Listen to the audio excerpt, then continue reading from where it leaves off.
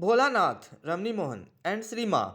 Bholanath knew Sri Ma to be a friendly, cheerful girl, scrupulously truthful and unquestioningly obedient to her elders. Her mother had told her that she should respect and obey Bholanath just as she did her parents. This was the keynote of her deportment toward Bholanath. Throughout his life, she never did anything without his permission or prior acquiescence. He, for his part, learned very soon to respect her khayalas and rarely went against them, or at least not for very long. When Sri Ma came to Ashtagram to keep house for him, he one day asked her in some curiosity if she had never felt the slightest desire to get news of him. He was moved to ask because although all his letters were scrupulously answered by her, she had guessed correctly that they were dictated by her parents if they were in Khyora, or Pramoda Devi if they were in Narundi or Sripur. Sri Ma answered no. It had never crossed her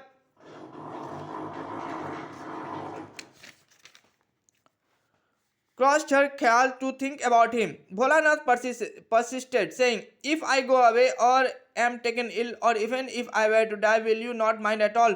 Srima answered, "What is there to mind? Will it be any different?" Bholanath was not offended or saddened by this equable attitude. He said in some wonderment, "You are innocent like a child. It will be all right when you grow up." Srima, recalling this incident, added with a smile, "But it seems that I never grew up."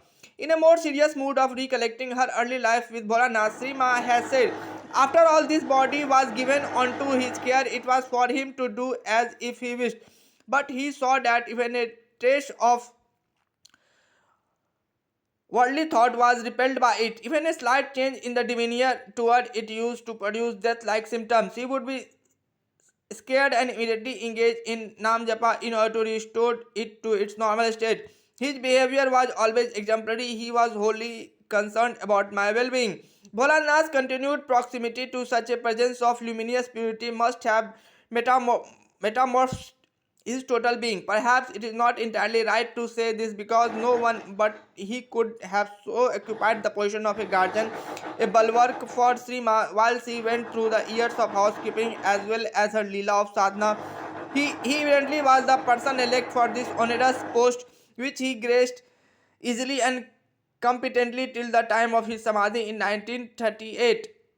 To the question as to why Sri Ma had rejected the legitimate scope of enjoyment for a married couple, she once made this very crucial answer: "For this body, there is no question of enjoyment or rejection. Whatever happens to it is necessary for all of you. Perhaps this aspect is not so necessary for human beings." Can we read in these words a new interpretation of what it means to be a human being? All her other vanis derive stately from this supreme elevation of this passion in life, as for example, the one and only one duty for man is to engage in God remembrance.